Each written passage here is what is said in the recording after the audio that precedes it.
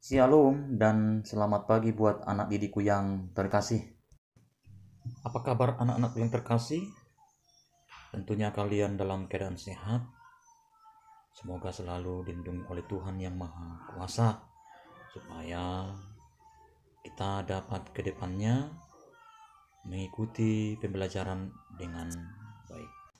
Nah, anak-anak, pada pertemuan pertama ini, teori yang akan kita pelajari ialah terdapat pada halaman 1 bab 1 mengenai nilai-nilai Pancasila dalam kerangka praktik penyelenggaraan pemerintahan negara. Judul esensinya ialah Sistem Pembagian Kekuasaan Negara Republik Indonesia. Sebelum kita melanjutkan untuk membahas teori pembelajaran kita ini, perlu kita ketahui bahwa adapun tujuan kita mempelajari teori ini ialah diharapkan setelah mempelajari teori mengenai tentang sistem pembagian kekuasaan negara Republik Indonesia, kita dapat memahami berbagai macam kekuasaan yang terdapat di negara kita, di negara Republik Indonesia.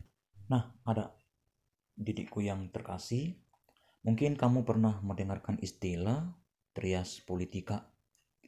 Trias politika itu adalah suatu istilah yang memiliki pengertian pembagian kekuasaan ke dalam 3 bentuk lembaga kekuasaan negara. Di antaranya ialah kekuasaan legislatif, kekuasaan eksekutif, dan kekuasaan yudikatif.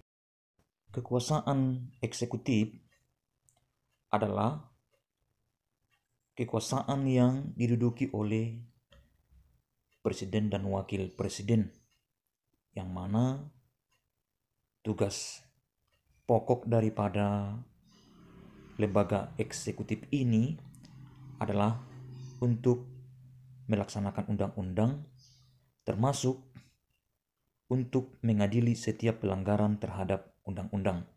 Kemudian kekuasaan legislatif adalah kekuasaan yang diduduki oleh Dewan Perwakilan Rakyat atau disingkat dengan DPR, yang mana tugas utama daripada lembaga ini adalah untuk membuat atau membentuk undang-undang. Berikutnya, yang ketiga adalah kekuasaan yudikatif. Kekuasaan yudikatif adalah kekuasaan yang diduduki oleh Mahkamah Agung dan Mahkamah Konstitusi.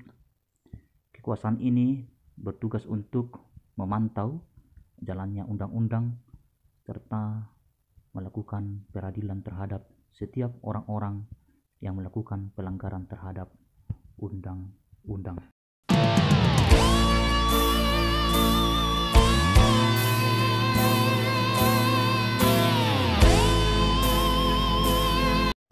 Nah, anak didikku yang terkasih, berbicara mengenai tentang macam-macam kekuasaan, di sini ada 2 tokoh yang juga mencoba menyampaikan pemahaman mereka mengenai tentang macam-macam kekuasaan.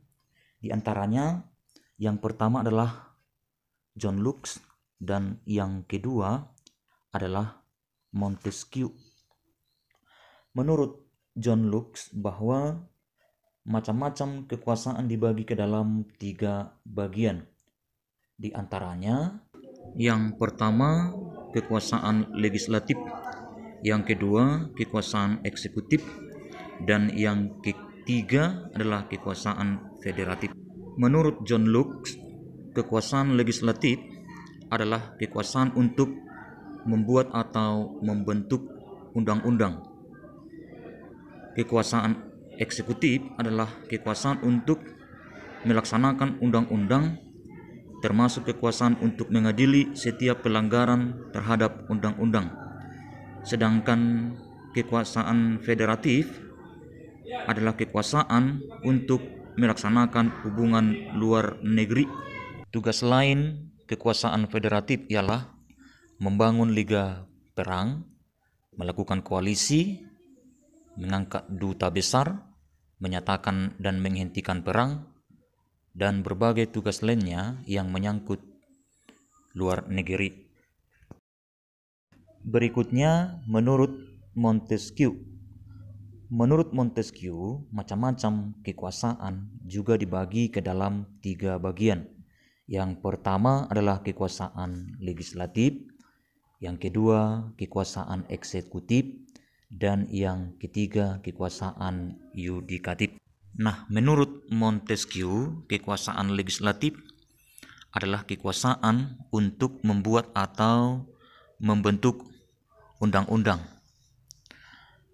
Sedangkan kekuasaan eksekutif yaitu kekuasaan untuk melaksanakan undang-undang. Dan kekuasaan yudikatif adalah kekuasaan untuk mempertahankan undang-undang, termasuk kekuasaan untuk mengadili setiap pelanggaran terhadap undang-undang. Nah, pendapat yang dikemukakan oleh Montesquieu ini merupakan penyempurnaan dari pendapat yang dikemukakan oleh John Locke. Menurut Montesquieu bahwa ketiga kekuasaan tersebut dilaksanakan oleh lembaga-lembaga yang berbeda yang sifatnya terpisah, dan teori inilah yang dinamakan oleh Montesquieu dengan istilah trias politika.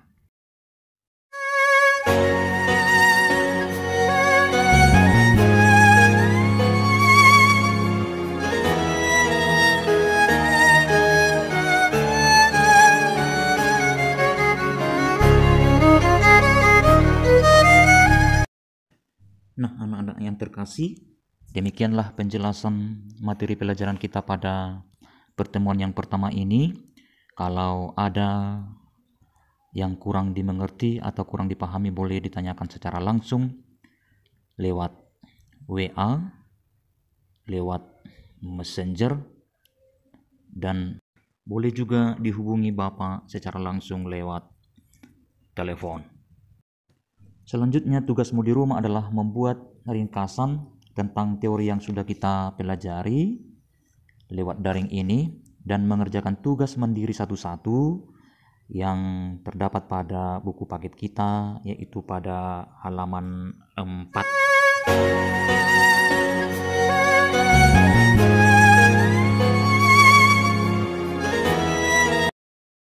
Baiklah anak didikku yang terkasih, demikianlah pertemuan kita pada pagi hari ini.